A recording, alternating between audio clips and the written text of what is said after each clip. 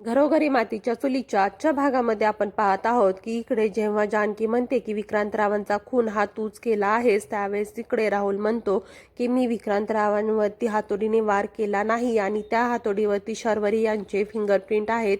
त्यावेळेस सगळ्यांच्या लक्षात येतं की हातोडीने वार केला आहे हे राहुलला कसं माहीत, कारण की त्याने आत्तापर्यंत कोर्टातील एकही हिअरिंग अटेंड केली नव्हती. त्यामुळे सगळ्यांची नजर ही त्याच्यावरती जाते. त्यानंतर इकडं ॲडव्होकेट अवंतिका म्हणते की जज साहेब मला एक डेमॉन्स्ट्रेशन देण्याची परमिशन हवी आहे.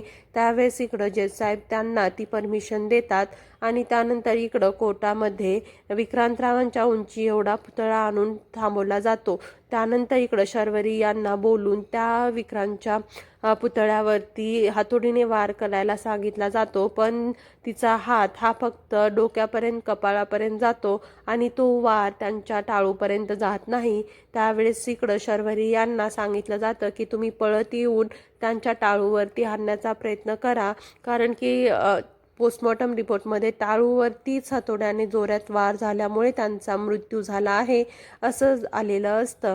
त्यावेळेस इकडं खूप प्रयत्न करून ही शर्वरी यांचा हात विक्रांतच्या टाळूपर्यंत जात नाही आणि त्यामुळं असं सिद्ध होतं की शर्वरी यांनी विक्रांतवरती हातोड्याने वार केला नाही.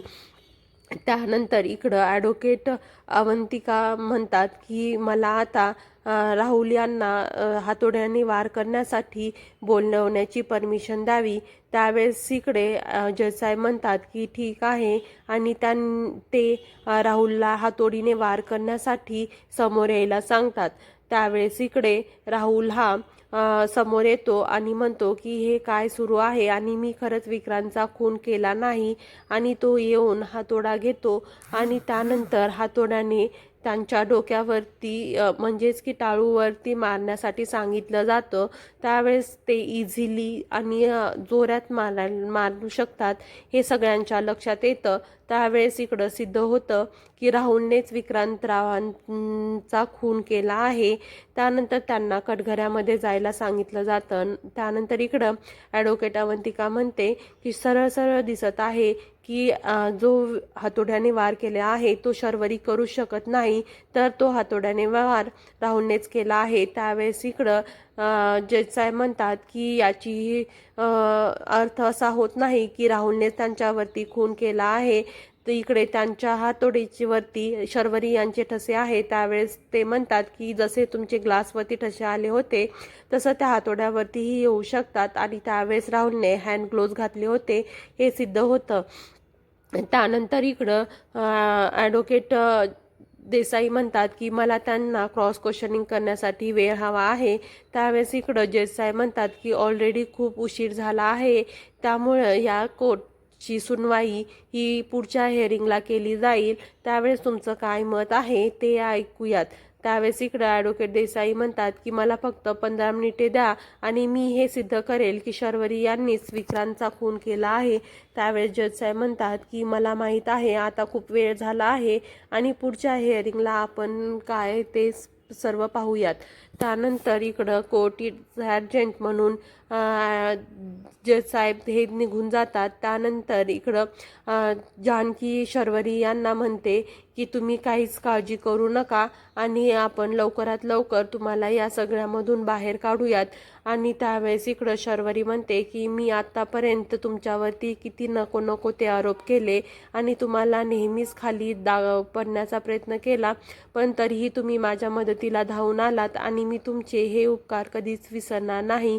त्यावेळेस इकडं जानकी म्हणते की आपण एक कुटुंब आहोत आणि आपणच आपल्यासाठी उभं नाही राहिलं तर कोण राहणार. त्यावेळेस इकडं ॲडव्होकेट देसाई येतात आणि म्हणतात की आजचा दिवस तुमचा होता, पण आणखीन कोर्टामध्ये केसचा निकाल लागलेला नाही, त्यामुळे उद्या काही होऊ शकतं. त्यामुळं आजच तुम्ही काय सेलिब्रेशन करायचं आहे ते सेलिब्रेशन करून घ्या, कारण की उद्या हाच निकाल वेगळ्या पद्धतीने लागेल. त्यावेळेस इकडं जानकी म्हणते की आम्हीही त्याची वाटच पाहत आहोत आणि शर्वरी या निर्दोष आहेत. त्यानंतर इकडं वकिलांच्या रूममध्ये राहुल येतो आणि म्हणतो की आज जे झालं ते तसं व्हायला नको होतं आणि उद्या तुम्ही काय करणार आहात. त्यावेळेस ॲडव्होकेट देसाई म्हणतात की माझा उद्याचा सरप्राईज आहे आणि ते तुम्हाला उद्याच कोर्टामध्ये कळेल. त्यामुळे एवढी घाई नका करू. त्यावेळेस इकडं सुमित्रा विचारत असते की आणखीन सगळेजण घरी का नाही आले. तेवढ्यामध्ये इकडं जानकी पाहते की ऐश्वर्याचे फोन येऊन गेलेले आहेत. त्यानंतर जानकी ऐश्वर्याला फोन करते. त्यावेळेस ऐश्वर्या म्हणते की आई वाट पाहत होत्या आणि कोर्टामध्ये काय झालं. त्यावेळेस जानकी म्हणते की मी घरी येतच आहे आणि घरी आल्यानंतर सांगते. त्यावेळेस इकडं ऐश्वर्या म्हणते की मी तुमच्या जेवणाचं बघते. तेवढ्यामध्ये इकडं सुमित्रा म्हणते की अवंतिका केस लढणार आहे. याचा अर्थ आता ती काय अशी केस लढणार आहे.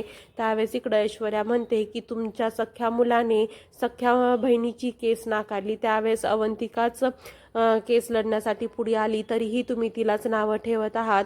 आणखीन एक गोष्ट सांगते, आता सध्या ॲडव्होकेट अवंतिका या हॉस्पिटलमध्ये आहे तरीही ती उद्या केस लढायचा आहे म्हणून हट्ट करत होती. तेवढ्यामध्ये तिथं जानकी येते आणि ऐश्वर्याला म्हणते की ऐश्वर्या हे काय सुरू आहे आणि ही कोणती पद्धत आहे आईंशी बोलण्याची. त्यावेळेस ऐश्वर्या सांगते की आई म्हणत होत्या की आपण काहीच करू शकत नाही आणि त्यांचा सर्व विश्वास हा त्यांच्या मुलावरतीच आहे आणि या सुना काहीच करू शकत नाही. त्यावेळेस जानकी म्हणते की